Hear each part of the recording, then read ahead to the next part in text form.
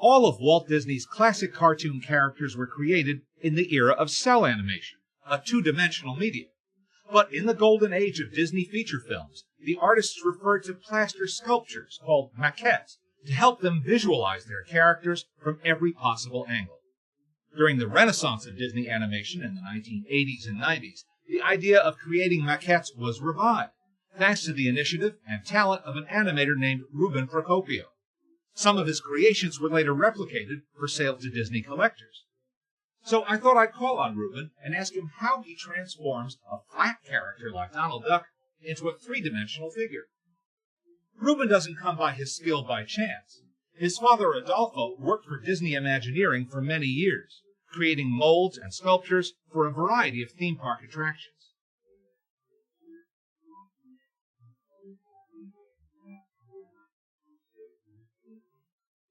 So, Ruben, it starts with reality, but it turns into caricature, right? Correct, yes. So where do you begin? Where do you even begin to draw a duck, let alone Donald Duck?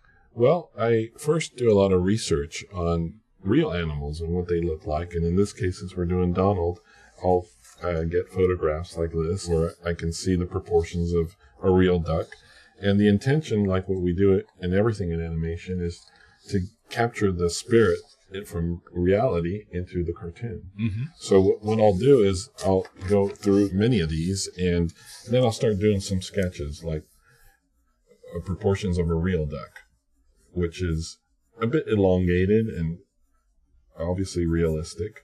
And then from there, I'll start to, well, how can I capture some of that into what we're going to do, which is Donald? And there is a real structure to a duck, and that enables the duck to move and to do whatever he has to do. Exactly.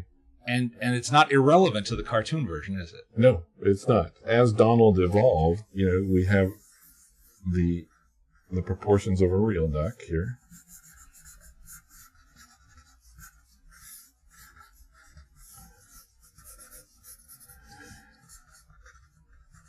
And then, again, start doing the same type of construction here.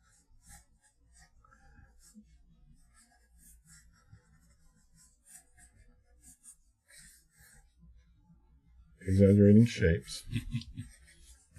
Adding a little bit of costume. Of course. Yeah. And his sailor hat. And then you have Donald. How does this translate into your concept of how you're going to build a duck as opposed to drawing a duck? I do like blueprint drawings. Start to draw sort of the outside of Donald.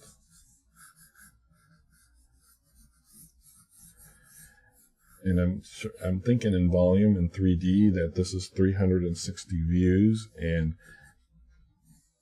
trying to get, let me see, what is the proportions here where I can build an armature and then eventually move him in any shape or position. So once I've got this basic idea here for shape goes, I'll start to go in here and figure out, I'm going to need an armature just like the bone structure in a human. That's essentially how I think of the armature. The armature is a metal skeleton, sort of. It is. I usually use aluminum wire, and it's easy to bend and move and do different shapes and whatnot and positions. So here, it's as simple as it looks. It is a breakdown of Donald and his proportions. So these are all elements that I need to build before starting to work with clay. You have all these model sheets here, too, which animators use all the time. How do you refer to them? We're all surrounded by these model sheets, which show not only the construction of the character, proportions, but also attitudes. And it's approved by everybody working on it, especially the director who is looking for a specific style and look. So I surround myself with this. And you'll see when we go to my sculpting table that I'll have them all around me, too, because I'll be peeking out of the corner of my eye constantly as I'm working. What's next? The next step is going over to the sculpting table. So this is how it begins. It is. This is what we were drawing over on the drawing table there, our armature. And as you can see, it's just the basic skeletal proportions of Donald. Arms, legs, tail, and his head here. So now we're going to move this around to create a pose. Start putting some clay on here. And I'm using a polyform clay, which is a polyester-based clay known as Sculpting, a bakeable clay. And it's nice and soft. And for this purpose to go on the faster mode and go do something quick, I think this is a perfect medium. Ruben, your family has quite a history with Disney. Tell us about it. I grew up around the Disney family. All I can remember is Disney since I was about 6, 7, 8 years old. My dad started working at Disney in mid to late 60s. His dream, immigrating from Italy via Argentina, was to one day work at Disney. Well, his dream came true. He started as a mold maker, working on the big elephants for the Jungle Cruise, to the monorail seats, to the railings at the Haunted Mansion, anything and everything. I gravitated to the arts, and he saw that, and he started training me and teaching me. And he would even leave me assignments during summer vacation. During my teens, I was sort of a cut above the rest in life drawing and whatnot because I had this great foundation. And eventually getting a scholarship to go to CalArts and getting into the animation program led to eventually starting at Disney. So there we were, now 2 of us, my dad and myself, working at Disney. Years later, as my sister grew up, that position became available over at Imagineering, and she started at the company. So then there was the 3 of us. So combined, we're like 75 years at the company. Tell me about the way you reintroduced maquettes to the animation department. One of the first things I did when I got hired at the studio was go to the archives.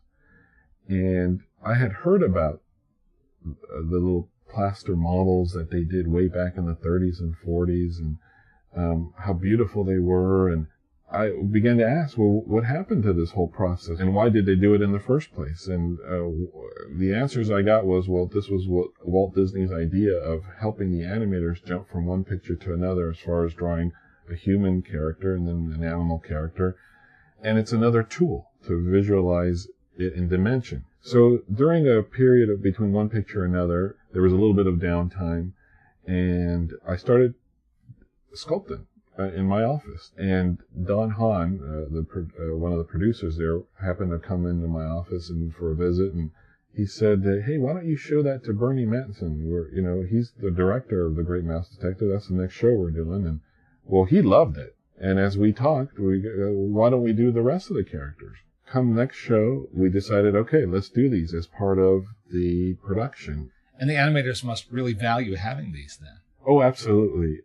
When you're drawing in a 2D surface like this, you're thinking 3D, but there's a lot of angles that are very difficult. But with a maquette, you could actually look at it, put it in the position you want, and it became like, next to having the actor there, you had the character. Voila. Tell me about your father's most significant contribution in the realm of Donald Duck. Well, in both parks at Disney World and Disneyland, there's a hub in the center, as everybody knows, and where there's a statue of Walt Disney holding hands with Mickey Mouse. Well, around that whole monument there to Walt is all these other bronze statues there. And my dad did the Donald Duck in that series, which every time we go over there, we go take a look at it, rub his head, and take pictures, yeah. So that's one of the more memorable pieces my dad did of Donald Duck. That we can all go and see. That you can all go and see, yes.